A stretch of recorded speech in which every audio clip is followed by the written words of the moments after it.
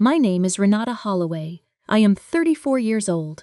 The morning after my father's funeral, I stood in my own driveway and watched my sister change the locks on my front door. She did not see me at first. She was standing on the porch steps, talking to the locksmith, laughing at something he said, one hand resting on the doorframe like she was posing for a real estate photograph. She was wearing a cream blazer I had never seen before, pressed and tailored. The kind of thing you wear when you want to look as though you belong somewhere. And she had already moved a potted orchid onto the front porch, her orchid, from her apartment across town, set precisely in the center of the top step like a flag planted in new territory. She had been at that house than 18 hours. When she finally turned and spotted me standing at the end of the driveway with my overnight bag still in my hand, her expression did not shift the way a guilty person's would. There was no flinch, no flicker of caught-out panic, no reaching for an explanation.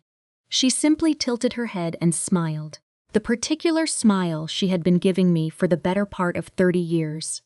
Patient, a little sorry for me, mildly amused in the way of someone who has already decided how a situation is going to resolve itself and is waiting for the other party to catch up. Then she turned back to the locksmith and said, very clearly, very pleasantly, "Go ahead and finish up." I stood there in the November cold in yesterday's clothes.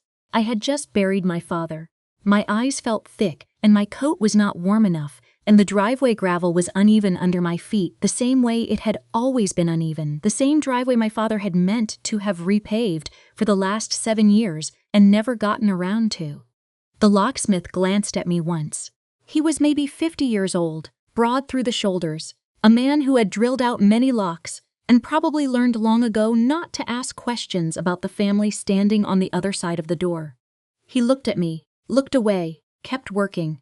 What my sister Lorraine did not know, what she had never bothered to find out in 40 years of assuming the world would arrange itself around her schedule and her preferences and her particular vision of how things ought to go, was that her name was not on that deed. It had never been on that deed, not a syllable, not an initial, not a beneficiary notation, nothing. The property at 412 Sycamore Bluff Drive, Caldwell County, Tennessee, with its wraparound porch and its 3 acres of oak and walnut trees and its clear view of the ridge that went amber every October like something out of a painting, had been deeded to me, and only to me, 14 months earlier, in a document signed by my father, witnessed by 2 individuals, notarized by a licensed notary public, and filed with the Caldwell County Clerk's office on a Tuesday afternoon in September of the prior year. What she also did not know was that I had a certified copy of that deed in the zippered front pocket of the overnight bag I was holding at the end of the driveway. I had kept it there, in that specific pocket, since the morning Franklin Greer's office had sent it to me, and that I had already, at 7:42 that morning, while Lorraine was still asleep in my father's master bedroom, called Franklin and told him what was happening. I did not cry. I did not knock on the door. I did not raise my voice or demand an explanation or do any of the things that might have felt satisfying in the moment and catastrophic in the courtroom. I got back in my car. I drove to a diner 6 miles down Route 9. I ordered black coffee and scrambled eggs and a piece of dry wheat toast. And while I ate, I planned. This is that story. Before we go any further, I want to stop for just a moment and ask you something. Where in the world are you right now? Drop your city and your local time in the comments below. I ask every time, and every time I am genuinely moved by the range of responses. If stories like this one speak to you, stories about women who were dismissed and underestimated, and ultimately let the paperwork do the talking, please hit subscribe and make sure you are here for everyone. This channel was built for exactly you. Now let me take you back to the beginning, to the house itself, and to my father, and to the story of why he did what he did. My father, Robert Earl Holloway, was 68 years old when he died on a Thursday night in November. He had gone to bed feeling tired, which was not unusual in the last year of his life, and by Friday morning he was gone. A neighbor who had known him for 20 years came over when the paper was still on the porch at 9:30 and found the front door unlocked in the way it always was when my father was home. The coroner says it was cardiac failure. He said it was likely quick, He said my father probably did not suffer, and I have spent a great deal of time deciding to believe that because the alternative is too heavy to carry through a regular day. Robert Holloway had built his life the way men of his generation built things, slowly, without announcing it, without expecting anyone to notice or applaud. He grew up in Caldwell County. He earned a civil engineering degree from the University of Tennessee on an academic scholarship. He worked for 31 years for the state of Tennessee in the Department of Transportation, overseeing bridge design and infrastructure projects across 4 counties. He retired at 62, came back to Caldwell County, and spent the last 6 years of his life in the house on Sycamore Bluff, doing exactly what he wanted, which was mostly gardening, reading, watching college football, and occasionally agreeing to help the neighbor with electrical problems because my father had always known more about electricity than any civil engineer was strictly required to know. That house was not inherited. My father bought the land in 1994 with money he had saved for 11 years and a small loan from a credit union whose manager had gone to high school with him. He built the structure himself over 3 consecutive summers, calling in favors from 2 uncles who knew carpentry and a former colleague who owed him something he never specified. He poured the foundation in July of the first year. He framed the walls in the second summer with his uncles and a borrowed air compressor. He put the last shingle on the roof on a morning in late August of the 3rd year, and then he stood in the driveway and looked at the house for a long moment, and then he went inside and made himself a cup of coffee. He told me that story many times. I never got tired of hearing it. My mother, Carol Ann Holloway, died when I was 11, and Lorraine was 14. Ovarian cancer, diagnosed in March, gone by October. She was 41 years old. She had gray eyes and dark hair and a laugh that you could hear from another room. After she was gone, the house on Sycamore Bluff became the thing that held us together, or tried to. My father cooked Sunday dinners with the kitchen window open because my mother had liked the sound of the ridge. Lorraine and I grew up in those rooms, did homework on that kitchen table, argued in that hallway, lay on that back porch on summer nights counting satellites. We left from that driveway for college and for jobs and for the particular adult lives we chose, and we came back to it for every Thanksgiving and every Christmas and every birthday of our fathers that he was still alive to celebrate. The life Lorraine chose was impressive by the measures she cared about.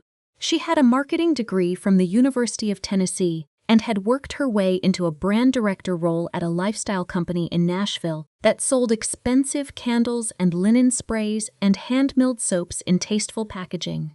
She was 40 years old, unmarried by choice as she described it, the owner of a condo in a converted building in the Gulch neighborhood, and possessed of a social confidence that I had always both admired and found slightly exhausting. People liked Lorraine. That is not a complicated thing to say. It is simply true. She was smart and funny, and she had a genuine talent for making people feel noticed. She remembered things.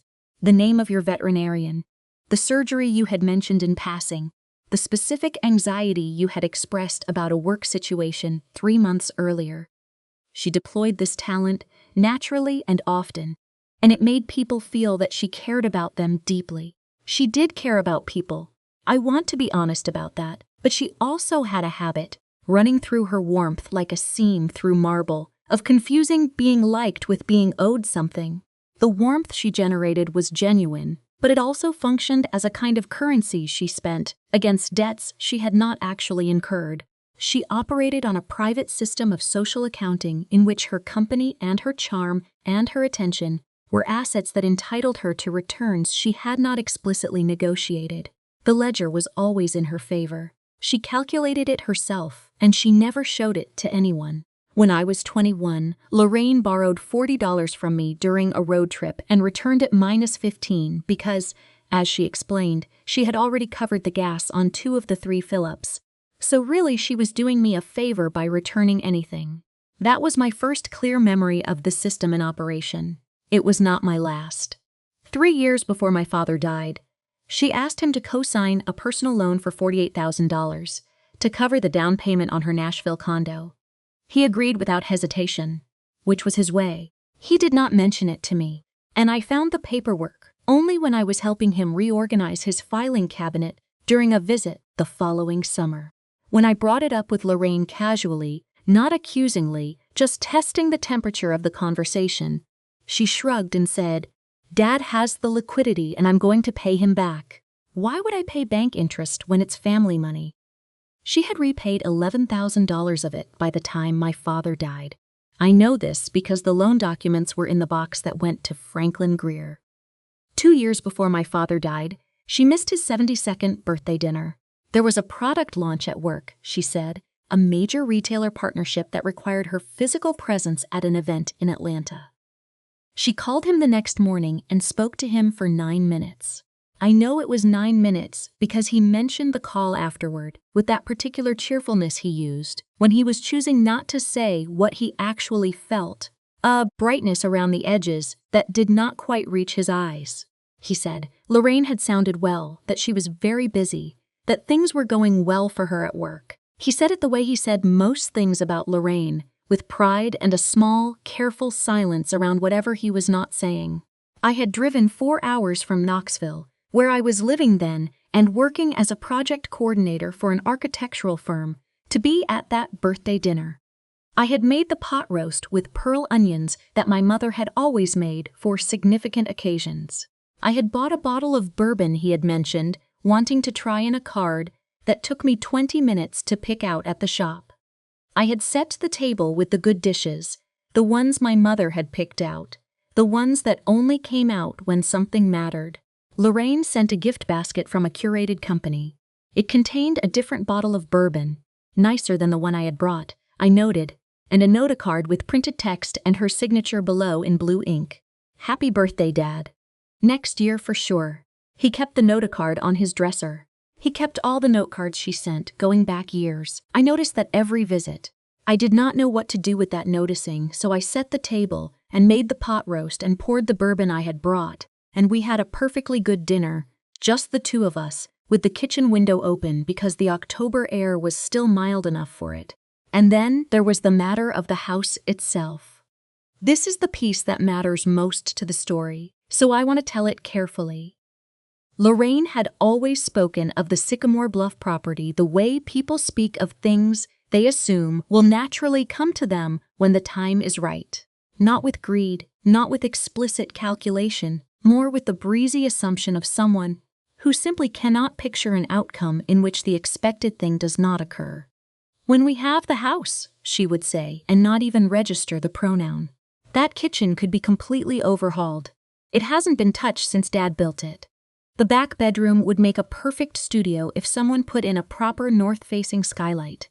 The property would be worth serious money if someone decided to develop the acreage." She spoke of her future relationship to the house as though it were a foregone administrative matter. A transfer that would happen in due course, paperwork that would sort itself, the natural and obvious endpoint of a story that was already written. My father heard all of this. He never contradicted it. He was a man who preferred to avoid the friction of certain conversations, who believed that some things were better handled quietly and directly than talked about at length, and who had spent 30 years working in state government and had developed a bureaucrat's instinct for resolving things through process rather than argument. He had a will, he had an attorney. He had, as it turned out, a very specific plan, and he executed it 14 months before he died, without fanfare and without prior announcement, on a Tuesday afternoon when Lorraine was on vacation in the Outer Banks, and I was home in Knoxville living my ordinary life and expecting nothing. He sat me down at the kitchen table on a Saturday in September, 14 months before he died. He had been diagnosed with a cardiac condition 8 months earlier, not immediately life-threatening, his cardiologist had said, but the kind of condition that puts a careful man in the mindset of finishing his sentences. He made us coffee.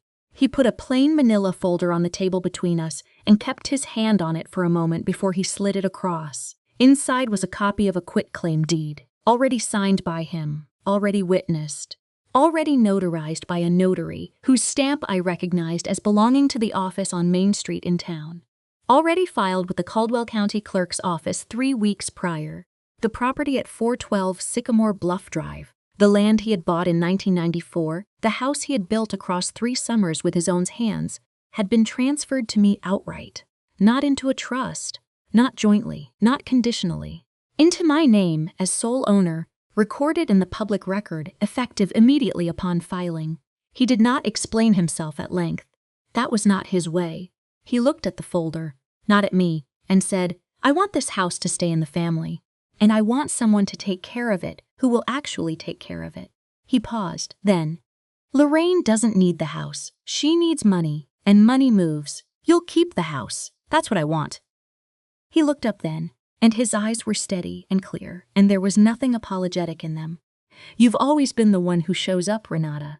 I had not cried in front of my father since I was 12 years old. I cried then. Not loudly, not demonstratively, just the quiet kind that happens when someone says a thing so clearly and directly that your body does not have any other available response. He patted my hand. He told me not to tell Lorraine until after he was gone. He said it would start a conversation that he did not have the energy to finish. He said Franklin Greer had handled the filing and had copies of everything and knew exactly what the situation was. He said he trusted me to manage it the right way when the time came. I said I would. He nodded and picked up his coffee cup and said something about whether I wanted to stay for dinner, because he had chicken that needed to be used. We did not speak of it again. I kept the copy of the deed in a fireproof file folder in my apartment in Knoxville. I did not tell a single person, not my closest friend, not a cousin, no one. When my father died 14 months later, and I drove to Caldwell County on a gray Friday morning and found the neighbor waiting in the driveway and the coroner's vehicle already there, I had the folder in my car, in a bag I had packed because I had known, in the particular way you know things about people you love, that this day was coming sooner than any of us said out loud. Now I want to pause and speak to you directly for a moment. Because if you have been watching this long, I think you recognize something in this story. The particular dynamic of a family in which one person is consistently present and consistently invisible at the same time. Where showing up is taken for granted because the alternative, acknowledging it, naming it, being grateful for it out loud, would require a reckoning nobody wants to have. If that is your family, or your workplace, or your relationship, I want you to drop a comment below and tell me. You are not alone in it.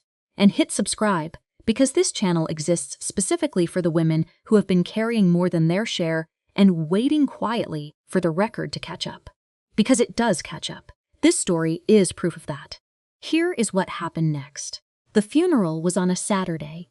91 people came to the service, which surprised me in a way it perhaps should not have. My father had lived 68 years in the same county and had known most of the people he knew for most of that time. Franklin Greer was in the fellowship hall afterward, standing near the coffee urn, and when I crossed the room, he caught my eye and gave a small, deliberate nod. Not a greeting, exactly, more of an acknowledgement. He knew what was in the deed. He knew that I knew. The nod said, "When you're ready." I nodded back and moved on through the room. That night, after the last dish was washed, and the last family member had said their last good night, Lorraine and I sat together at the kitchen table with 2 cups of tea neither of us were drinking. She cried. Real crying, not performative, not shaped for an audience. The raw, exhausted kind that comes after you have held yourself together for 3 days of logistics and visitors and casserole dishes and phone calls, and then finally the room is quiet and there is nothing left to do, and the grief comes through whatever gap it can find. I held her hand across the table. We did not say anything particularly meaningful. We just sat there and were 2 sisters who had lost their last parent, and for that hour neither of us was anything else. I want to say this clearly. Lorraine loved our father. Whatever came afterward, the love was real. By the following morning, something had changed. I noticed it first in the way she moved through the house. Slower, more deliberate, with the particular ownership that a person's body expresses before their words do.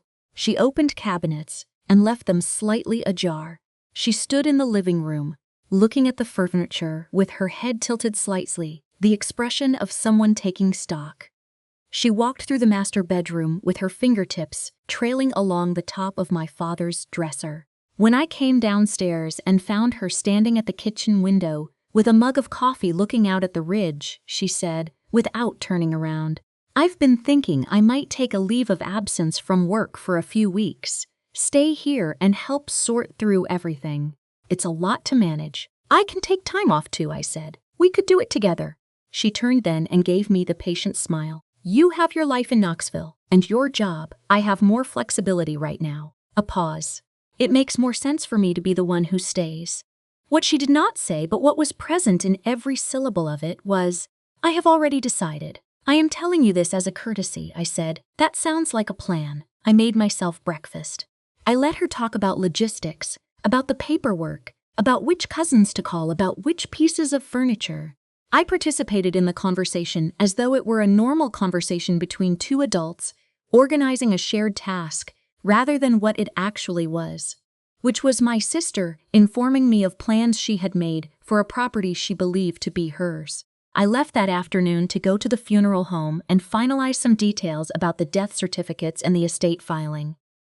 I was gone for approximately 3 hours. When I returned at 4:37 in the afternoon, Lorraine had moved her 2 rolling suitcases into the master bedroom. I noted this. I said nothing. I carried my overnight bag to the smaller back bedroom and unpacked my toothbrush and changed my clothes and came back downstairs and helped make dinner. That evening, she told me, she was planning to use the house as a home base while she transitioned her career toward independent consulting. She said the house was big enough, the property was lovely, the home office potential was obvious, and that it made far more sense for someone to be living in it full-time than for it to sit empty. "It'll take months to sort through the estate properly," she said, refilling her wine glass, "and I can manage all of that from here." She said it with the ease of someone announcing a vacation itinerary, nothing requiring response, simply information being shared. I ate my dinner. I asked sensible questions. I said that makes sense, and I can understand that, and then I excused myself to make a phone call from the back porch. Franklin Greer picked up on the second ring. I told him quietly and precisely what was happening. He listened without interrupting. When I finished, he said, "She has no legal standing to occupy that property without your consent. None whatsoever." He told me I had 3 options and described each one. I told him which one I wanted. He said, "Give me until Monday morning. I'll have the formal demand letter prepared and delivered by certified mail." I said that was fine. He said, "In the meantime, document everything you observe and do not confront her directly." I said I understood. I went back inside. I helped wash the dishes. I watched Lorraine walk through the living room with her hand on the back of each piece of furniture as she passed, touching things the way people touch things they are already thinking of as their own. I drove to the motel 6 miles down Route 9. I told Lorraine I needed some space to process. She looked mildly surprised, but did not argue. "Of course," she said with warmth, with understanding. "Take all the time you need. I'm here." I checked into a room on the 2nd floor. I called Franklin one more time and told him she had moved her suitcases into the master bedroom. He said, "Good. That establishes intent. It will be relevant." I said goodnight. I set my phone face down on the nightstand and looked at the seat and thought about my father standing in the driveway, looking up at the house he had built across 3 summers and then going inside to make himself a cup of coffee. That was the morning she changed the locks. I was back at the property by 8:45. I had parked on the shoulder of the road rather than pulling into the driveway, which meant I could see the porch clearly before she could see me. The locksmith's truck was already there. White paneled truck, a magnetic sign on the door, Tennessee plates. He was working on the front door lock while Lorraine stood on the porch steps, talking to him with the ease of a woman who has hired contractors before and knows how to make the process pleasant for everyone involved. She had the orchid positioned on the top step. She was in the cream blazer. She was laughing at something. I stood at the end of the driveway for a long moment. Then I retrieved my phone and took 2 photographs of the scene. The locksmith's truck with its plates visible, Lorraine on the porch, the orchid. I sent them to Franklin at 8:48 in the morning with the message, "Locksmith is here now. She is changing the locks." He responded within 4 minutes. "Noted, I have everything I need. Do not attempt entry. Stay calm." Then, "This actually helps us. When Lorraine finally noticed me, I was still standing at the end of the driveway. Her smile faltered for exactly half a second. Less than that, really, a fraction of a moment that I caught only because I was watching for it. Then the smile came back, arranged itself, and she tilted her head. Renata, I think it's better if we give each other some space right now. Dad wouldn't want us fighting. Then she turned to the locksmith. Go ahead and finish up.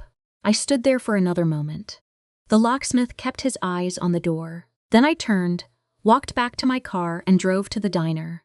Franklin's demand letter arrived at 412 Sycamore Bluff Drive by certified mail the following morning. I know the exact time it arrived because Lorraine called me at 9:51, and her voice had shed all of its warmth in a way that happened only when something had genuinely disrupted her sense of how things stood. There is a letter here, she said, from your lawyer. It says I am illegally occupying your property. That is correct, I said. Renata, that is not possible. The house was part of Dad's estate. It would come to both of us. The deed was transferred to me 14 months ago and recorded with the county clerk. It never entered the estate. It was not subject to probate. That is not possible, she said again, and I heard underneath the repetition not disbelief exactly, but the particular resistance of someone whose model of the world is being asked to accommodate information it was not built to hold. Franklin has certified copies. The county has the original on file. You can verify it yourself at the clerk office any weekday between 8 and 4:30. A long silence, then. He would not have done this without telling me. He asked me not to tell you while he was alive. He said it would start a conversation he didn't have the energy to finish. You're saying he deliberately kept this from me. I'm saying he made a decision about his property and chose when to disclose it. That is his right. Another silence, longer. I am going to get my own attorney, she said. That is entirely your right, I said. I heard the call disconnect. I poured myself another cup of coffee and looked out the diner window at the Route 9 traffic and thought about the 9-minute birthday call and the $48,000 loan with $37,000 still outstanding, and the orchid on the porch step and the cream blazer and the patient smile, and I felt something settle in me. Not victory, not vindication, something quieter than either of those. The particular calm that comes when the thing you have been holding in both hands for a very long time is finally, formally, in the right place. By Tuesday afternoon, Lorraine had retained a Nashville attorney named Harris Coles, whose specialty was civil litigation and estate disputes. Cole sent Franklin a letter asserting that the quitclaim deed was the product of undue influence, a legal claim that, if successful, would require a court to find that I had manipulated my father into signing away property he would not otherwise have transferred. It was a predictable gambit. It was the most available argument when no other argument exists. Franklin called me that evening and read the letter. When he got to the undue influence language, he paused and then said, in the dry, measured way of a man who has practiced law in a small county for 32 years. This argument requires them to prove, with evidence, that you exerted inappropriate pressure on a man who had been found medically competent within 30 days of signing this document, who had employed me for 22 years, and who executed this deed through my office with full documentation of his stated intentions, and who then lived for 14 more months before dying of cardiac failure with no indication of having changed his mind. What they have is an upset family member. What we have is a clean record. I told him to respond with the fitness for decision reports and the filing timeline, and to make clear we were prepared to proceed to court if that was where Cole wanted to take this. Franklin said he would. He did. On Thursday, 6 days after she had changed the locks, Lorraine called me from the driveway of my house. She was standing outside in the cold. I could hear the wind. She was crying. Not the tactical kind, not the performance kind, but the real, fractured crying of a person who has understood something they cannot yet articulate, but can already feel in their chest. She said, I really believed it was going to be mine. I believed that from the time we were children. I know, I said. He never said anything different. He never corrected me. He didn't want the argument. She was quiet for a moment. But the argument would have been better, she said. Even a hard conversation would have been better than this. I thought about that. She was not wrong. My father's preference for resolution through process rather than conversation had passed the cost of the conversation on to us, and it was a higher cost than it needed to be. But that was not a choice I had made. It was a choice he had made, for his own reasons, in a way that I had agreed to honor. "Where will you go?" I asked. "Back to Nashville," she said. "The condo." "Okay." A pause. "Renata." She stopped. Started again. "I need to tell you that what Harris sent in that letter, the undue influence claim, I asked him to say that. I don't believe it." I held the phone and looked out the window. "I know," I said quietly. "But it's in writing now." She left that afternoon. She took the orchid. The locksmith's new key did not fit my deadbolt, because Franklin had already engaged a locksmith of his own on Monday morning. And the new locks had been changed in the window, while Lorraine was at the hardware store getting copies of what she believed to be the house keys made. She discovered the discrepancy when she tried to lock up before leaving, and the key she handed to the moving company's representative would not turn. She called me one more time. I let it go to voicemail. The message was 14 seconds long and said only, "I hope you know what you've done to this family." Then the call ended. The settlement conference happened 3 weeks after she left the property. Cole had by that point reviewed the complete file. The fitness for decision reports from my father's cardiologist and primary physician, both dated within 30 days of the signing. Franklin's client notes from the deed preparation, which documented my father's stated intentions in careful detail. The full filing record showing the 14-month gap between signing and death, with no intervening attempt to amend or reverse the transfer. And a log of my communications with my father over that 14 months showing no increase in the frequency or nature of our contact, no pattern of isolation, nothing that could be constructed as the scaffolding of undue influence. Cole called Franklin 2 days before the scheduled conference. He spoke carefully, in the particular language attorneys use when they have done the math, and found it does not favor their client. He indicated his client was willing to consider a resolution that acknowledged Renata Holloway's legal ownership while addressing certain familial and emotional considerations. Franklin relayed this to me. I sat with it for an afternoon. I thought about what I wanted, which was not revenge. I want to be precise about that. I had never wanted to humiliate Lorraine or destroy her or take something from her. I had wanted to protect what my father had chosen to give me. I had wanted the record to reflect the truth. I had wanted, in the clearest possible terms, for her to understand that the house was not hers and had never been hers. All of those things had already happened. The settlement conference was just the formality. I told Franklin, no negotiation on the property, not an inch. But the outstanding loan balance, $37,000 that Lorraine still owed my father's estate. I would forgive it entirely as part of the settlement, not as a concession, as a closing of accounts. I wanted a clean line between us and I was willing to pay for it. Franklin relayed the offer. Cole accepted within 4 hours. The undue influence claim was drawn with prejudice. The deed stands. The settlement agreement was signed and executed. The case is closed. In the weeks that followed, the extended family found out in pieces. Cousin Della, who had been quietly vibrating with accumulated curiosity for 3 weeks, called me the morning after the settlement was signed. I told her the facts in broad outline without editorializing. The house was mine. It had been my father's decision, made 14 months before his death, executed properly and legally, and the matter had been resolved through the appropriate channels.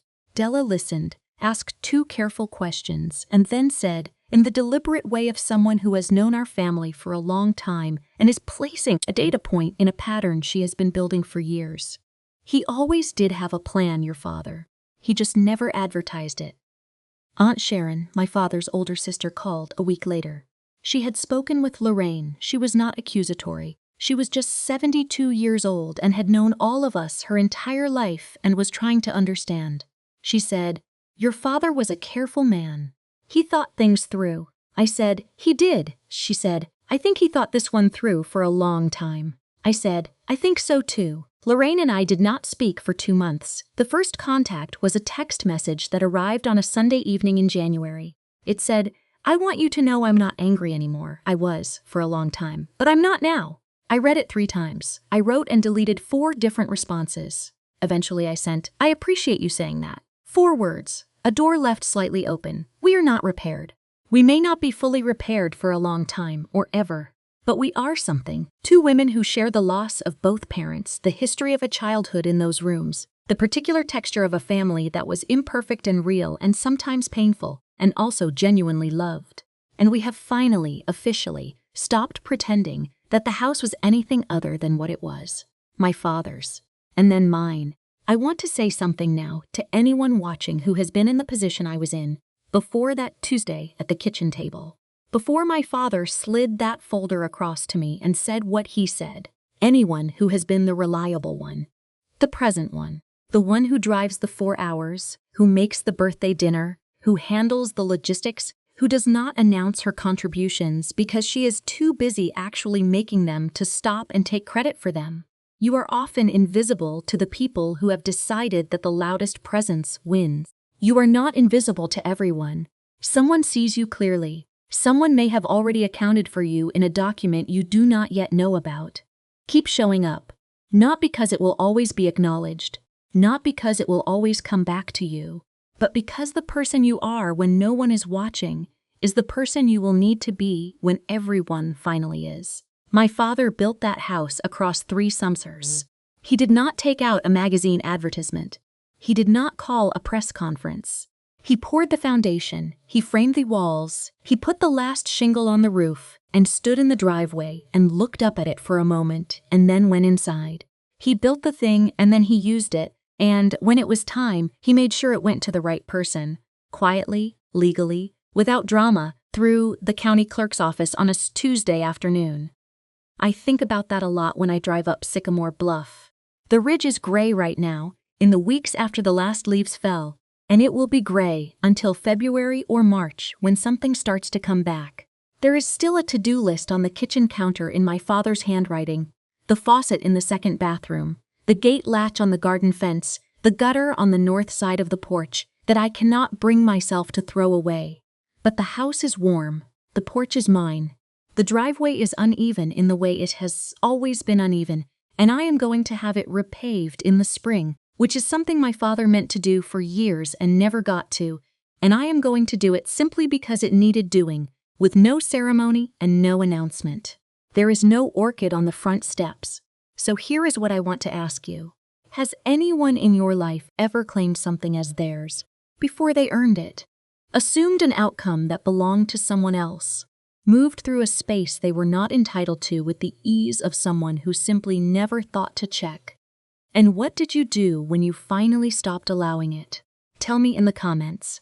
I read everyone. I mean that. Thank you. I mean that more than a standard closing can hold. You could have spent this time anywhere, and you chose to sit with this story and with these women and with the quiet, patient work of protecting what is yours. That is not a small thing. If this channel has given you even one moment of feeling less alone in something you have been carrying, we have done what we set out to do. Please subscribe if you have not yet. New stories every single day, all of them built around the same truth. The most closest person in the room is almost always the most prepared.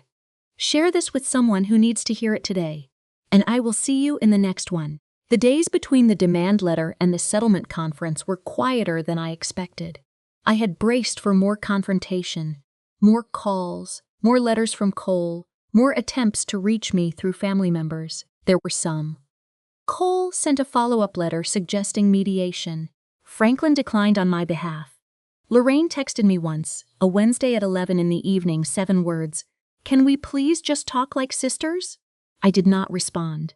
Not out of cruelty, but because I had looked up what talking like sisters had cost me across 34 years and concluded that the price had gone up beyond what I was currently willing to pay. I spent those weeks doing something practical and deliberate.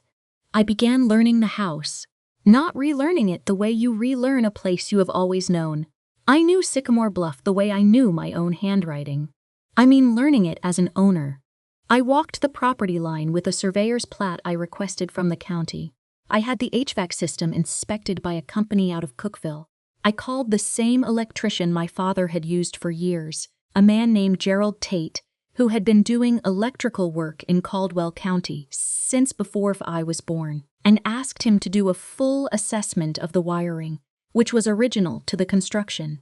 Gerald showed up on a Wednesday morning and spent 3 hours in the attic and the crawl space and the breaker panel, and then came down to the kitchen and told me that the wiring was in better shape than most houses half this age, but that I should probably update the panel within the next 5 years, and that there was a ground wire in the back bedroom junction box that he had always told my father to replace, and that he was glad someone was finally going to listen to him about it. I wrote all of it down. I made a binder. It had tabs, plat map in the front, HVAC report behind the first tab, Gerald Tate's electrical assessment behind the second, my father's original construction notes, which I found in a cardboard box in the second closet of the study, behind the third. The notes were in his handwriting, precise, drafted in pencil on graph paper, showing the framing layout, the electrical routing, the original plumbing schematic. He had documented everything, of course.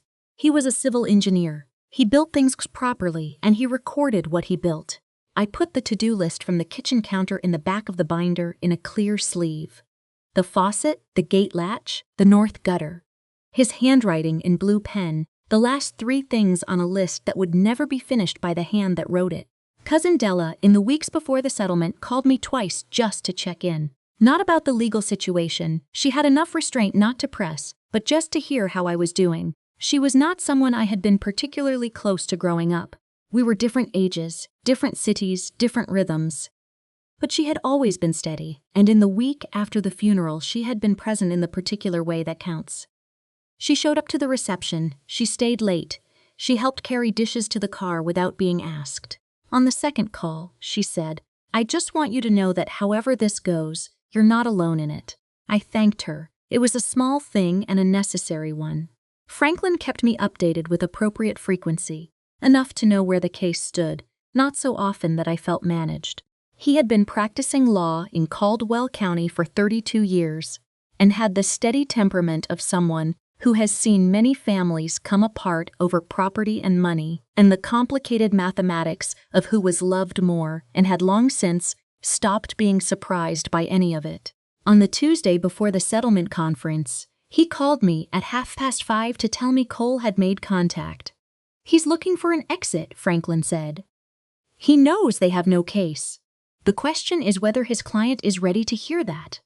I told him to offer the forgiveness of the loan. He paused. "You sure about that?" "I'm sure," I said. "I want this finished clean." The loan forgiveness was the thing I had thought about the longest, actually. $37,000 was not nothing. It was real money. Money that could have gone to the scholarship fund I was thinking about establishing in my father's name. Money that could have gone toward the HVAC update, or the panel replacement, or simply into a savings account where it would do some quiet good. But I had thought about what it would mean to keep the claim alive, to be in ongoing legal contact with Lorraine, to have her receiving monthly statements from the estate about the outstanding balance, to have that number between us like a lit fuse for however long it took to extinguish it. $37,000 was the price of finality, and I paid it. The settlement agreement was signed on a Thursday. Franklin called me at 2 in the afternoon and said, "It's done." I was sitting in the kitchen of the Sycamore Bluff house, at the same table where my father had slid that folder across to me 14 months before he died. The kitchen window was open a few inches because the day was mild for November and I had wanted the sound of the ridge. I said, "Thank you, Franklin," he said. "Your father would be pleased."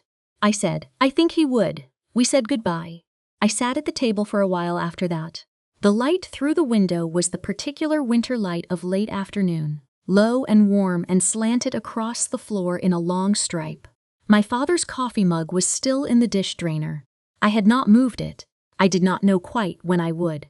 The house has its own sounds. I had always known them peripherally.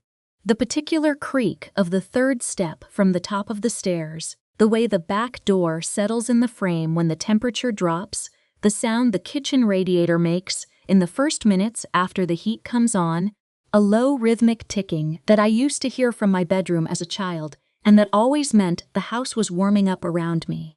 I know them differently now. Not as background, not as atmosphere, but as the sounds of something I am responsible for, something I am accountable to. It is a different kind of knowing. I walked every room of the house the first week I was back in it alone, not to inventory it, not to plan renovations or as assessments. I had done that already. I walked it the way you walk through something you are trying to commit to memory. The way my father must have walked it that first night after the roof went on. The rooms were the same rooms I had grown up in and visited dozens of times, but they felt different, not heavier, more substantial, more mine. In the back bedroom that had been mine as a child, I found a drawing tacked to the inside wall of the closet, behind the rod, somewhere a paint roller had never reached. A child's drawing of a house with 4 windows and a tree and stick figures in the yard. On the bottom, in my 8-year-old handwriting, "My house." I do not remember drawing it. I must have been very young before my mother died, in the years when the house on Sycamore Bluff was still being built, and I was small enough to find the inside of a closet a reasonable place to leave a claim. I unpinned it carefully. I put it in the binder with the construction notes and the to-do list in the clear sleeve.